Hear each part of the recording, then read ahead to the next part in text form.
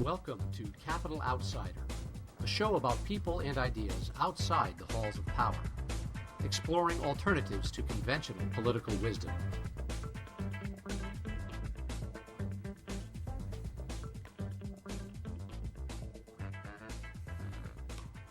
Welcome to Capital Outsider. I'm your host, Eric Sundwall.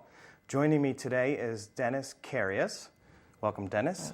Dennis is with Arise, and he's part of the Voting Equipment Task Force within Arise. Tell us about that, Dennis. What exactly is that? Well, Arise is a local organization which stands for a regional initiative supporting empowerment, and it's comprised of a number of churches and non-religious organizations, neighborhood groups, and it's to empower those among us who have the least power, especially in urban which is really the purpose of our show, Capital Outsider, here also. So it's a pleasure to have somebody like yourself who's an activist involved in that type of thing. Well, it's getting pretty exciting because Arise is just a local organization, and now we teamed up with 5 others in New York State that are located in Buffalo, Rochester, Syracuse, Cortland, and Niagara. So now we've just pretty much multiplied our power, if you will, by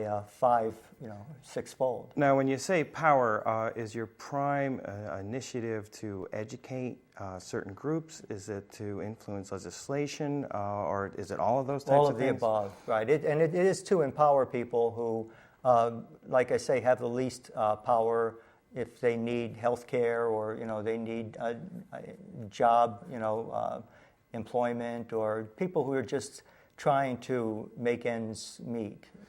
Now, we're taping this on January 29th, and even as we speak today, we've had news from the New York State Board of Education.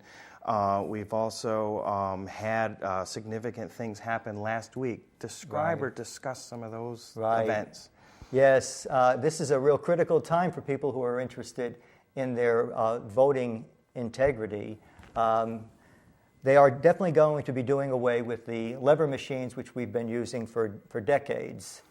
And they are going to be going with something else, and many voting activists are concerned about what those other alternatives are. No, what's the concern? Because, when I go to vote on the lever machines, I don't get a paper receipt when I walk out of there. Right. Is it the idea is that, is it that the system is too corrupt, that we can't trust the bureaucracy, all of the above? Right. What's the main or focus or concern when you're addressing to be fair, we probably should discuss some of the types of machines that exist and are being proposed, and some of the ideas behind them before anything. Okay, but if I could start by just saying that the lever voting machines that we've been using for 60 years have been fairly trustworthy until certain powers learned how to shave levers. You probably heard about shaving levers. Okay. It is possible to rig lever machines, so that's why even voting activists are not too unhappy about doing away with lever machines. But where we were lucky is that lever machines were designed and manufactured when technology was in its infancy, long before you had the integrated circuit boards and the chips and the things we've got today, which make it very easy to manipulate elections. We were lucky because 60 years ago, lever voting machines were designed when technology was so much in its infancy that it was very hard to rig a lever machine because it was really not electronic. It was mechanical. And after 5 turns of a rotating cup, the lever moves after 9 turns, it gets to the 10th, then it moves the next rotator, which means your next increment goes up. It's sort of like the dashboard in your car the old cars, when you're driving along and it gets to 999 and you want to see it get to 1,000, it's all mechanical. And it was hard to rig those. Well, nowadays, if we go from mechanical voting machines to electronic voting machines, it is so easy to manipulate Now, those. you say that, but we have I work in the IT field, and there are such things as encryption. We take care of personal finances every day online. What's so hard about a one-day transaction for the government to complete? Well, I guess the first thing I would say is, have you ever seen anyone get a virus on their computer? Sure, I have. It tends to be a Windows product more than anything else. So, I know that in Australia, they've implemented an open source voting system called EVAX, which was introduced in 2001. You don't really, and what that allows the software vendor to do is create the open source that anybody can identify and evaluate and look at. But we don't have anything like that here in the States, do we? Well, we're starting going into that path. Up to now, there's been very, very little open source. It's mostly been proprietary software, mostly Microsoft, like XP. I make a good living off of Microsoft. Oh yeah, really. And for people when they say to me, well, mainly because it fails, though. I mean, unfortunately. Yeah. And then people say, well, why do I have to distrust this? Wouldn't it always work perfectly? And the first thing I would say is, have you ever gotten a virus? Because most people, have gotten either spyware, a virus, or something, during their life on a computer. And to say that you're never going to have a machine malfunction is like saying you have no need to worry about getting a virus or spyware on a computer. Now talk about we'll get into malfunctioning machines and things along those lines as we go along, but talk about the decision that New York State just made and what's going on as we speak. Yeah, well, it's moving. The breaking news came today, actually, on the 29th, that instead of 3 machines to choose from, and this, I hate to break the news to our viewers, but instead of 3 machines, now it's down to 1 machine. We get to choose from one alternative. Now, in your sense of things, is that an arbitrary decision? Was there a technical decision that this was based on? Do you know the reasoning of this particular? Supposedly technical, supposedly. Okay, it was just that the other 2 vendors didn't qualify under certain specs, which I might add evolves over time too. When the first original act in 2002 was signed by George Bush, those specifications have evolved up until this point in 2008. They change and there's all different types of changes involved there. Right, and I have no problem when things like DREs, get ruled out because they keep checking into Explain what DREs are. I'm sorry, that's a touch screen. DRE stands for Direct Recording Electronic Voting Machine, which is basically your touch screen. Most of the DREs are. And does the DRE typically have a paper trail, or is it something that is implemented without a paper trail, or is it a combination of both? Funny you ask. DRE has a paper trail that you'll see behind a window. When you're voting, there'll be a small window, typically 4 by 4 inch, that type of thing. And behind the window would be one of these. So if you're doing a manual count at the end of the night, you get to tell your election inspectors and poll watchers and all this that they'll have fun counting these rolled up receipts like they get at the supermarket. What we say is, instead of these kinds of paper trails, that you should have a full face paper ballot, a hard copy paper ballot, and try to stay away from things like this. Now, would that be what they typically refer to as the optical scan style systems?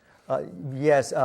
Before you even need an optical scan, a voter can just take a ballot, a pre-printed ballot that has the names of all those who are running for office, and take that ballot into a privacy booth, which is not expensive.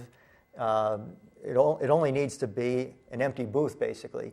They bring it in there, and they mark their selections on this ballot, just like a student would fill out an SAT test, just by filling in like with a number vocals. 2 pencil type of thing? Exactly. Nowadays they're saying pen just to make it tougher to manipulate. Okay. No, we don't run into anything like the hanging chads or anything No. along those lines. No, because there's no punching. Okay. The hanging chads came when you used to punch holes. Sure. Right. This is just strictly like an SAT test. You would just fill in the So now, circles. do you advocate a particular system or a method or educate people with or want to see a certain result? Well, our focus is just the integrity of the system, right? So unlike, let's say, county election inspectors who are interested in the time and the efficiency and the pace and all of this. We have one focus, which is really to protect your vote.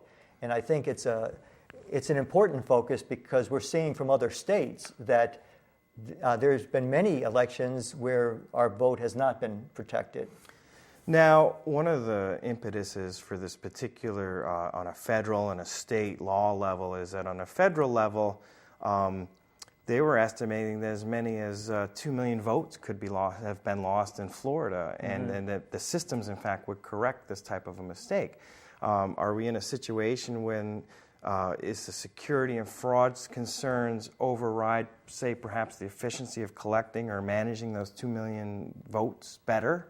Well, I suppose they could conflict, and anytime they do conflict, we say that the integrity of the vote should always be the top priority, not the cost of the system or the speed, or the efficiency or whatever number of poll inspectors that it requires.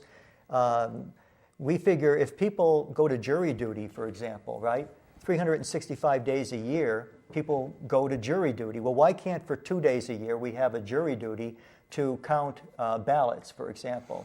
Well, especially when you consider the fact that a lot of these states are spending $20 to $40 million in just various counties, let alone the entire state, in order to implement these particular machines. Is there specific examples of fraud or negligence that you can point to in terms of the implementation of any of these systems? Florida 2000. Well, that was prior to the HAVA Act, though, Okay. right? And it wasn't the Help America Vote Act was in response to that, right? Right, and but I guess what I'm asking is, Okay. since then, are there evidence of fraud or Right. misappropriation of voters' Right. votes and things along those lines? Right. Well, Florida did get rid of the hanging chads, and then they went with DREs. And then what happened was Florida had another. And even as we incident. speak, today's the Florida primary, and I heard on the news that in Colonial Oaks, Florida, they were having problems with systems. Yeah. Apparently, it was more technical glitches than any type of Right. fraud or manipulation. But again, poll workers are having difficulties implementing electronic systems and machines. Right, and I believe it was in 2006 when they had an incident in Florida, something like 1,500 undervotes, and the undervotes were for one of the most significant races that were on the ballot. And the problem with electronic machines is that it's hard to prove. If somebody rigs something electronically, there can be no trail left behind where you can get in and say, aha, this was done. So not only can something be rigged, but it can be covered over. So it's really hard to say for sure this was done. But 1,500 undervotes in Florida sure sends a signal to people that there was something wrong. It kind of becomes an issue of confidence for voters all around, Yes, is what you're saying. very much. And regardless of whatever the technology may be, if maybe we could just count the votes on a piece of paper, that would be sufficient for our democracy? Exactly. I was going to say, if people want their democracy, they should really think about focusing on their electoral system. My problem as a libertarian is that we don't get to be on the piece of paper without a lot of extra work that the other two parties don't get. But again, we'll save that for another show. It's not just your party. That's right. Green's party, Yeah. all various types of third parties. The idea is that somewhere in the 1890s, the government decided it was going to print ballots in an effort to shield and protect voters from intimidation and things along those lines. Right. It's not that we necessarily face those types of things today, Right. but yet we still have this control of the government, of the ballot, which seems to be kind of a primary right or issue in terms of us as voters. Exactly. And they use their control to their advantage many times. I've served as a poll watcher before, and originally there was no problem. You could go in as a poll watcher, and as long as you didn't touch anything, you could go behind the voting booth. And again, we're talking lever voting booths. You could go behind there. You can look and verify that these were the counts, right? Because you're just looking. Obviously, you can't be touching anything, and you could do that. But now, lately, the county regulations don't even want the poll watchers to go behind the machines. So it's even getting tougher to verify your votes. Well, you could bump wires or cause some kind of problem with the system itself going behind the machines, right? Well, I suppose they could use any excuse they want, but the thing is, right now, if they want to really rig a system, before you can rig machines, what they called retail, one lever at a time. You could shave one lever at a time. Well, now with electronics, you can rig machines in wholesale, which means just like a virus can duplicate, you can rig an entire county. Now, Dennis, overnight. you brought along some clips for us to view. Could you Yes. describe? We're gonna run a couple of them right now. Could you describe what we're about to look at? Okay.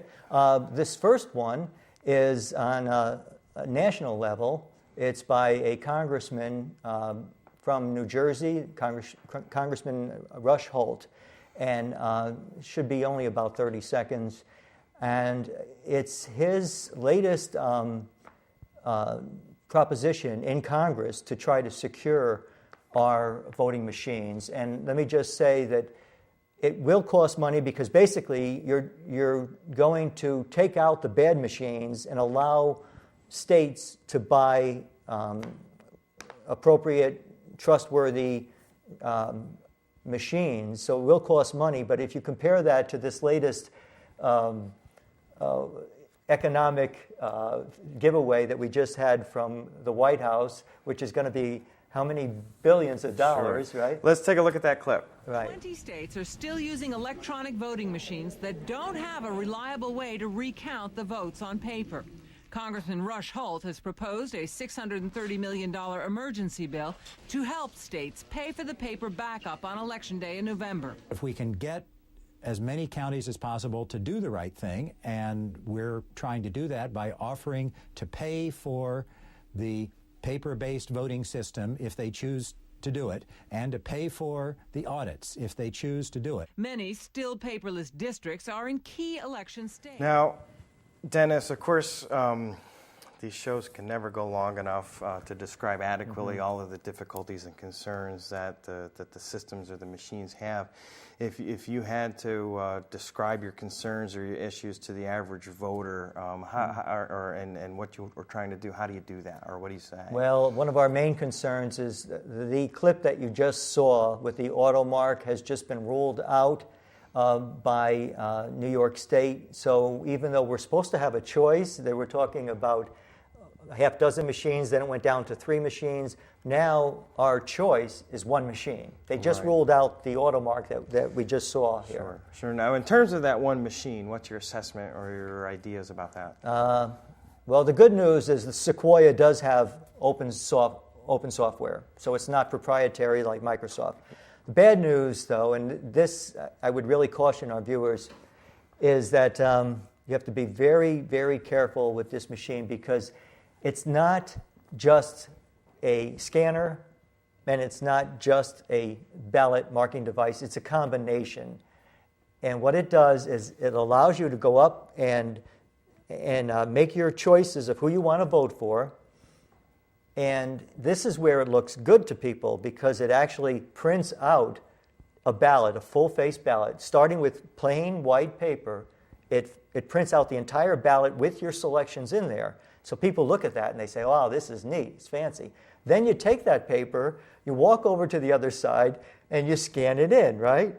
Just the voter actually scans this in? Well, either the voter or the inspector could help the voter. Okay, I guess because I would think that would be problematic with a lot of different voters if suddenly they're tasked with some operation that they have no clue about. Exactly, especially a disabled voter. They probably would never do it themselves. It would probably go into a privacy sleeve. Well, the disabled voter is going to have a slightly different machine, though, right? Which is the intention is that that's implemented this year in 2008 for the primary specifically. Such as the auto mark.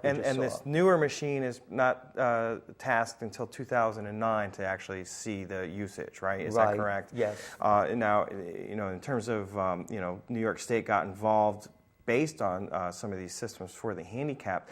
They're really sophisticated machines and operations, aren't they? Well, the auto mark we just saw. Okay, There's a good example of one. Okay. A voter can use audio. If a voter is blind, through the headphones, he or she can vote. If he has no use or she has no use of the arms, they can use what they call sip and puff, So it's great for disabled voters, and that's what a lot of people were trying to do, is get everybody on the same playing field to be able to vote similarly. So we're fine with that. It's what we don't want to do is accommodate the disabled so much that we give up our own integrity of our vote, our own security. And we came very close. We actually are still very close to that right now. Right. There's a lot of politics involved with all of this.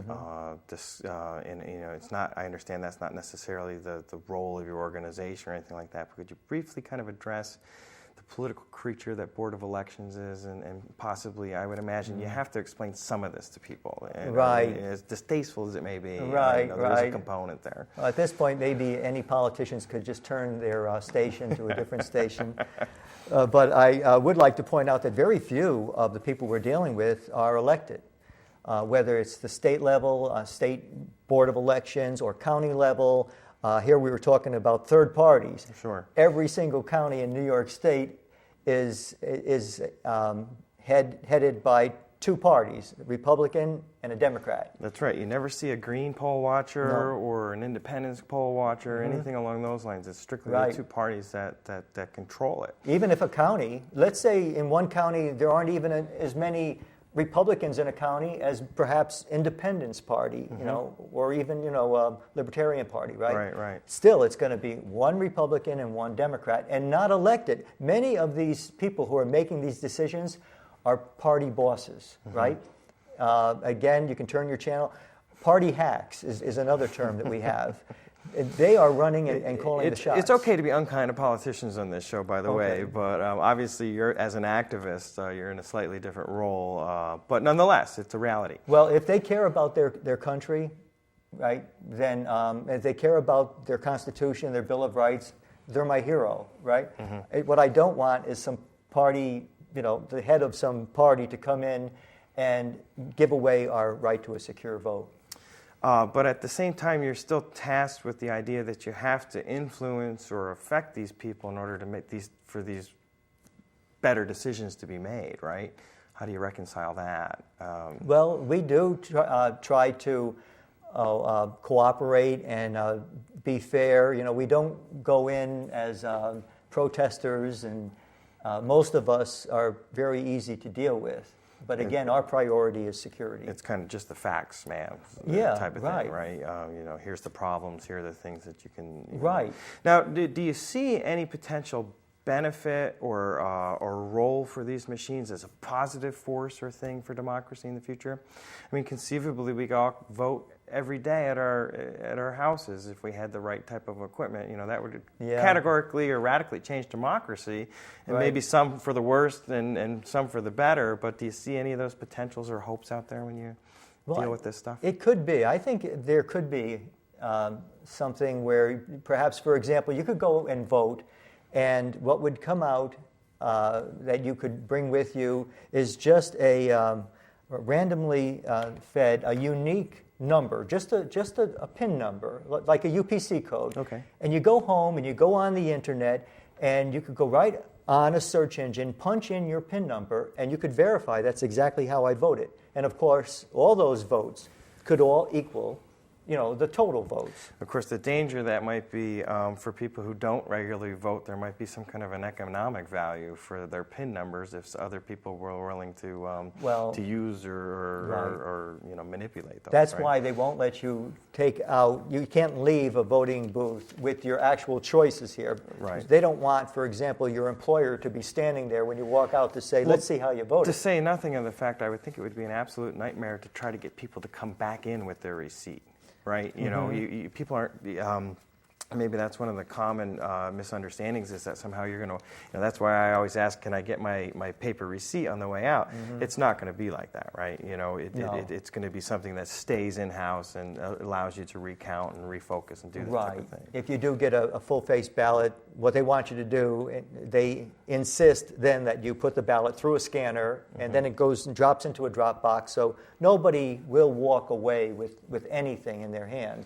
Now, I don't know if we've displayed this on the screen or not, but do you guys have a website or a place that people can go to and look at in terms of your organization? The URL is www.ariseorg, which is ariseorg.net. And then they can read more about what we're doing. And that Thruway Alliance I mentioned before, where we have 5 other organizations statewide. And February 12th and 13th, we're going to have a covenanting in Rochester, and it's going to be pretty exciting. Well, Dennis, we're just about towards the end of the show. If there's anything you'd like to wrap up with or express your concerns about, this is the time to do it. Well, great. If anybody is viewing this from Schenectady County, you can go right to the Schenectady County Board of Elections website, and there's a form where you can submit your own requests, and we would like people to chime in, because if people don't speak up, we're going to be in trouble here. We don't want to give up the security of our vote. And so they'll tell you right on the form. You can send your comments to Board of Elections of Schenectady County, 388 Broadway, Suite E, Schenectady, New York, 12305, and just say, attention, Brian Quayle, who is one of the commissioners of Schenectady County Board of Elections, and Arthur Brassard, Brassard. Hopefully all the counties will ask for people's comments, but I know Schenectady County is asking for them. Well, again, Dennis, I want to thank you for coming on Capital Outsider. We always try to encourage activists like yourselves to come on and discuss your issues and your ideas, and it's been a pleasure. My name is Eric Sundwall. This has been Dennis Carius, and we're discussing the voting machines in New York State and on a federal level. This is Capital Outsider. I'm Eric Sundwall. Thank you.